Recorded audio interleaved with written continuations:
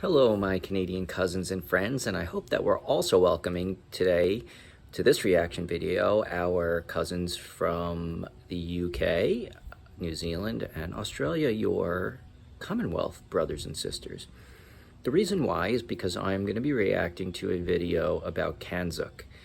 I have heard about this loosely. I know that there is some proposal or theoretical idea to join Canada, the UK, Australia, New Zealand into some kind of trading bloc, and perhaps more than that, something that perhaps stronger than an alliance. And I think that perhaps this idea has been born out of the idea that the UK, having left the European Union, might be stronger, and all of you stronger together as some form of bloc similar to the EU. I'm not really sure, and that's the point of my watching this video, to find out more about it, and most importantly, to start a conversation among us all to see what we think about it. And you know, this obviously affects you all more than it would the United States, but it would affect the United States because we have our relationships with all of you as well. And you know, so perhaps this would strengthen the tie that we have with you if you were all in some form of bloc. I don't know. Interests could converge too. So, or what actually I meant the opposite of that. Interests could diverge, which could create problems in such a union. So let's watch this. Let's see where it goes. And I'd love to hear from all of you as to what you think about this. Okay? See you on the flip side. Country of Cambodia. It is a small to mid-sized country with a population of just over 15 million people and is located in the southern portion of the Indochina Peninsula in Southeast Asia. Now, during most of the 20th century, Cambodia was... I had to check to see if I had the right video. Yes, I do. Okay. We'll see what Cambodia has to do with this. Extremely poor and relatively weak country in regards to its economy and military. In fact, in 1998, after 3 consecutive years of economic contraction, the country had a GDP per capita of just $269, making it one of the poorest countries on the planet. You see, because Cambodia was a poor and somewhat small country, it gave them no sway on the global stage in regards to trade, politics, military, and economics. So that was why the country decided to try something different. In 1961, the Association of Southeast Asian Nations, or simply ASEAN, was created by Thailand, the Philippines, and Malaysia. Essentially, this was a union created to help accelerate economic growth, social progress, and cultural development in the region, while also helping promote regional peace, while giving these smaller nations a much larger say on the global stage. Now, also a side note is that this was also formed out of a fear of growing communist regimes in nearby countries, such as China, but I will leave that for another video. But in a sense, this new Southeast Asian Union allowed for small and poor countries to gain political and economic independence from nearby superpowers. And over the next several decades, other Southeast Asian nations would join, such as Indonesia, Singapore, Brunei, Laos, Myanmar. Is this Singapore? I've never been there. But I know Singapore is a very modern, clean, beautiful city, so I'm wondering if that's what this is. And Vietnam. And all along the way, this new union strengthened the economies of each one of these nations, while also proving to be a somewhat unified political entity, as they showed a unified response to many political threats and wars over the last 60 years. And so, that is why in 1999, Cambodia decided to join this new political union. And since then, Cambodia has seen its economy move from a level of extreme poverty to that of a developing nation, albeit still a relatively poor and small nation on its own. However, the Asian Union has seen its economic influence grow over the past decade. In fact, this union now has between the 5th and 7th largest amount of economic influence in the entire world, depending on what metric you use. And if that is what a collection of somewhat poor Southeast Asian nations could do, imagine what would happen if 4 very wealthy nations were to form a new union of their own. A union that would act in a similar way with unified global plans for their militaries, economies, politics, trade, and even citizenship. That's why right now we could be seeing the creation of a new global force right before our very eyes. In the early 1800s, New Zealand was a largely unpopulated series of islands, with the exception of the Maori natives. Australia had just a few thousand British settlers, 40% of which were prisoners, and Canada was filled with a few 100,000 British and French loyalists that simply did not want to live in America after the Revolutionary War. But then, during the 1800s, these three young nations would begin to go through a massive change. Within the following decades, they slowly began to become... Well, I guess he's just about to say it. I was going to say, but they also slowly didn't want to be part of the British Empire anymore and wanted independence. Become more populated, wealthy, and would eventually become part of the Commonwealth of countries under the British Empire. Now, these three nations at the time were not viewed as the most valuable possessions of the British Empire. India, for example, had over 200 million people within its borders, and was one of the largest economies in the world while being ruled by the British. This led to India being named the Jewel of the Crown. There were also some other nations that were in a more valuable geographical location for the British. Egypt, along with parts of China and Indonesia, were viewed as more valuable colonies of the British Empire at the time, due to their proximity to trade routes, trade partners, and strategic militaristic locations. But over the next 100 years, the British Empire would begin to fall, as virtually every country that was previously under British rule soon declared their own independence and moved away from the enforced British culture. Well, that was except for a few. You see, even after declaring independence from Britain, many of these nations kept their British traditions and even made their own political association called the Commonwealth of Nations. And three of these nations that have kept a lot of their old British traditions are Canada, Australia, and New Zealand. You see, even though each one of these countries has their own unique culture, they are quite similar in a sense where if you were to take someone from a city like Sydney, Australia, and plop them down into a city like Toronto, their daily life, the laws they live under, and their social norms wouldn't be that different. And that point will become very important in just a minute. So I think that's relatively true of the Americans and those countries. I know there are different subsets of America. We're not a monolith, and so the comments may remind me of that, but I think by and large there's a very big difference. Well, not a very big difference. There is a difference in system of government, whereas all of those are a little bit more similar to each other than they are to ours, but anyway, let's see where this is going. Fast forward to something recent. Brexit. On January 31st of 2020, the United Kingdom officially ratified an agreement to leave the European Union. Now, before Brexit, on paper, the EU had the second largest amount of economic influence in the world behind the United States and slightly ahead of China. But the UK was the second largest economy in the European Union behind Germany, so when the UK decided to leave, the European Union fell behind China in terms of global economic influence. But now there is a new union being proposed by some of the top political leaders in the countries of Canada, Australia, New Zealand, and the UK. Yeah, so I guess it's what I said in the beginning as to what my understanding was is somewhat correct, is that Britain leaving the EU made the way for this suggestion. We'll find out how serious the suggestion is and whether there's popular support in the respective countries and whether there's a difference of opinion in the respective countries. But yeah, I mean, the EU losing its second largest economy certainly must have hurt it from an economic standpoint. I'm no economics major. I was a history major in college. I don't know, I just know what I know from life experience. And, and Britain certainly has maybe suffered some short-term effects.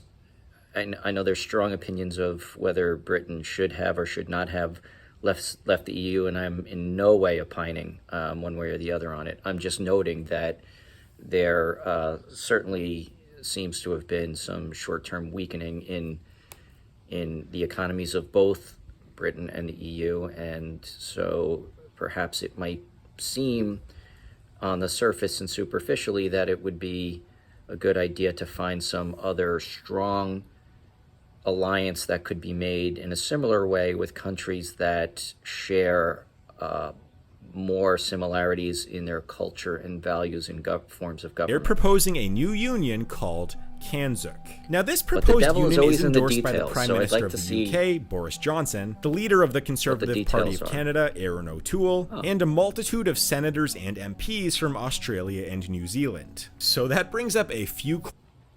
Okay. Well, this is a little dated. Lots happened in the UK since Boris Johnson. Questions. What is this union and what are the ramifications for it on the global scale? Well, the idea is to form a union that would increase trade, foreign policy cooperation, military... Is the Conservative Party in Britain in general in favor of this, or was this just a Boris Johnson cooperation thing? And mobility of citizens between these nations. Essentially, on a global scale, these 4 countries would try to act more as one bigger nation versus 4 smaller ones. So the ramifications of this could be massive. Out of these 4 countries, the UK has the largest economy and the 6th largest economy in the world. Canada is next, having the 10th largest economy in the world. Australia is close behind with the 14th largest economy, and New Zealand is a distant 51st in terms of size of its economy, largely due to its small population. Now, when you I was just going to say that. I mean, it's small, of course, so their economy is going to be smaller, but my understanding is their standard of living, quality of life is among the highest in the world. The one thing I'm skeptical about this is that the EU is all in Europe, close together. This I forget what they said in the beginning, but the Cambodia example, joining that organization of states in Asia, are all close together. UK and Canada are an ocean apart, and of course New Zealand and Australia, being in Oceania, are on the other side of the world. So I would assume that would pose a lot of difficulties. Count the size of these economies, along with general economic and political influence, then this new proposed union would likely become the 2nd most powerful union in the world behind the EU. And this would also make it the 4th largest economic engine in the world, just behind China. Now, this union would also have the 5th strongest military force in the world, and it would control the largest amount of land and resources on Earth as well. So undoubtedly, if this union were to happen, then we would immediately see a new superpower take its place on the global stage. And one thing that might make this union act more as one singular cohesive nation than other unions like the European Union is this. As I already mentioned before, these countries are very similar in terms of their governments, culture, quality of life, healthcare, wealth, and even language. In fact, these are 4 of the... I envy all of you on the healthcare front. Most similar nations in the world. But yet, if you were to take a look at the European Union, you have 27 different countries, 24 different official languages, and completely different governments, laws, and cultures. So the EU on its surface has always been more about trade and mobility, yet CANZUK would likely be more than that. If you were to take a look at the voting records at the United Nations, New Zealand, Australia, Canada, and the UK almost always vote in the same way, yet the countries in the European Union are almost never completely unified in their votes. And that's one of the reasons why this might be a union that we have never really seen before. One where 4 separate countries could have all of the benefits of a union like the European Union, but also be an order of magnitude more cohesive than any other union in history. Now, to this point, I've only really mentioned how powerful this union could be, but there are a few major things that are worth noting before we move forward. I'm going to say this too as an American. I love all these countries, and I do really believe that we are all stronger being in strong relationships with one another, but every nation has its own interests, and being in this CANZUK union might give all of these countries as a unified force better ability to counterbalance the United States' influence when interests diverge. I think by and large that would, because we do have close relationships and similar interests around the world, that we would still get along. But when we don't, or when we don't agree, I should say, maybe this would provide better bargaining leverage. Which is that a key reason as to why some politicians in New Zealand, Australia, and Canada want this union to go forward is to simply get off of China. You see, I've mentioned in previous videos about how China is essentially trying to control pretty much everything from ports to manufacturing to trade. China also has a much different government, laws, and culture than the CANZUK countries. And that is one of the reasons why the former Conservative Party of Canada leader Andrew Scheer became outspoken about a CANZUK deal. He said a few years ago, "I very much support a trade deal with those countries. Australia, New Zealand, and the UK have a similar basis of law, they have a common democratic system, they have the same types of legislation and regulations around investment and trade. Those are the types of things we don't enjoy with China." So, in theory, if a CANZUK deal could help Canada and the rest of the CANZUK countries get off of the control of Chinese trade and manufacturing, then many politicians and the public in CANZUK countries would likely support this deal. And there have also been many politicians come out and say that this deal would help get off Middle Eastern and Russian oil, which is also viewed as a positive for the CANZUK nations as well. Now, so far there has been overwhelming public support in each getting off Russian oil, that's a pretty timely one of these subject. Countries. As the UK polls show 68% in favor of CANZUK, Australia shows 73% support, Canada is at 76%, and New Zealand is at 82%. So that's interesting. Most of the politicians they've mentioned so far from the various countries that are supportive of this, if I'm not wrong or I didn't hear correctly, I thought were more on the conservative side. Is that correct? And so, you know, Canada and Australia are very close in their polling numbers on it. New Zealand is even higher, but the UK is 68%. It's significantly lower. Well, I guess it's not that much lower than Australia, but it's the lowest, and I'm wondering why. Now that brings up the question, with such overwhelming support for this new union, why hasn't this union happened yet? Well, one of the reasons is that the benefits of this union might not be as great as they seem. Sure, there would be some surefire upside things, like being able to work or live in any of these countries without needing a permit. There would also be a political and militaristic union, which would certainly be an upside as well. But one of the core touted benefits, trade, might be a lot more difficult than some people think. And to find the reason... Well, as far as the militaristic union, he just said political militaristic. I've learned from doing this channel that New Zealand has a strong anti-nuclear policy. And I did also kind of know that only in recent times with the UK-US nuclear submarine deal with Australia. I know that there was some commentary out of New Zealand that suggested that nuclear submarines from Australia would not be welcome in New Zealand's ports. I know the countries are very close. But over that one issue, I think New Zealand sort of stands apart from the rest of us who understand that although we all as human beings probably wish that nuclear weapons were never invented, having a nuclear deterrence while having a policy of non-proliferation is necessary in this world. As to why this is, all we have to do is look at a map. Do you notice any potential problems with having trade deals between these four countries? Well, as you might have noticed, apart from New Zealand and Australia, these nations are pretty much on opposite sides of the planet from one another. In fact, the cities of Perth, Australia and Toronto, Canada are almost exactly on opposite sides of the planet. And the same goes for the cities of Southland, New Zealand and London, England. All this means is that trade between these four nations may not pick up that much, even if a favorable trade deal were to be in place. But that doesn't mean that an increase in trade wouldn't happen at all. And this is simply due to the fact that Canada and Australia are big, very big.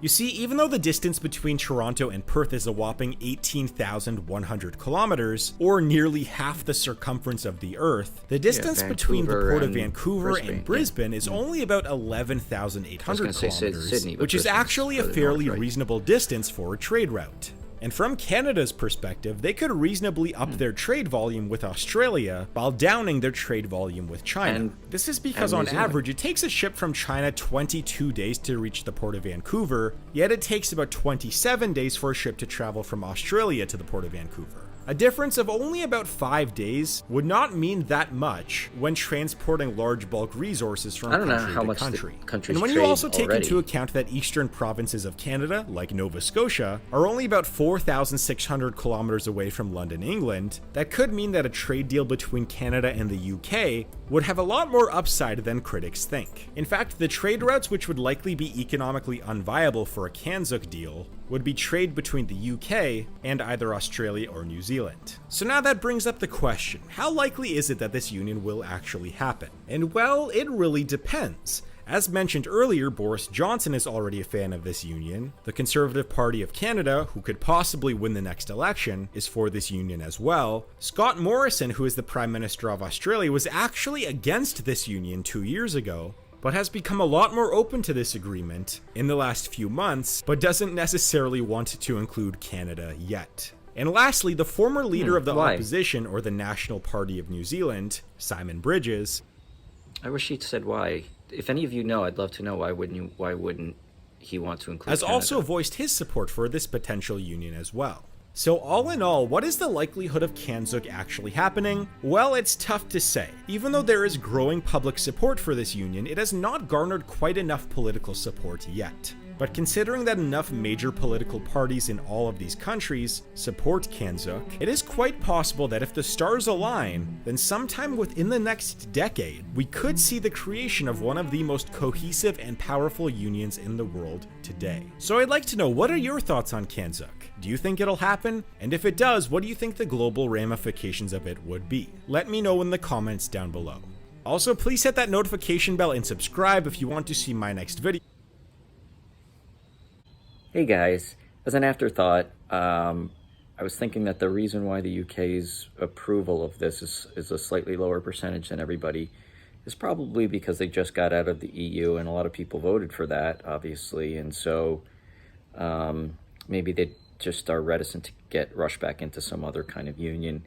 And on top of that, you know, I think this video was a couple years ago, but it seems like the UK may be going somewhat in the other direction, where I know that the momentum for Scottish independence is maybe growing. I don't know how realistic it is. I just don't know enough about it to know, but I do know that it's being raised again. And, the majority of Scots voted to stay in the EU. And so whether or not that means Scotland would have a desire to rejoin the EU if they were to leave the United Kingdom, I don't know either, but I think that the issue is probably a bit more complicated for them because of all that. Anyway, just my 2 cents. Well, my friends, that was fascinating. I don't know what I think about it. I think it's intriguing, and I actually think that despite the fact that it would create greater strength as a block in negotiating deals with the United States, whether they be trade, alliances, foreign policy, etc., I still think that we'd be close and better off, and by and large, partners. But like I said before, the devil is in the details, and I'm by no means a foreign policy expert or a economics expert, and so there are so many details that probably I couldn't even fathom as to why or why not this would work or wouldn't work. So if any of you have any thoughts on this or have taken a deep dive into it and you have opinions to express, I'd love to hear them, and I'd love to start a conversation among you. What do you all think? And why Australia, or why does why was there objections to Canada joining CANZUK? Let me know. Thanks a lot for watching. See you soon.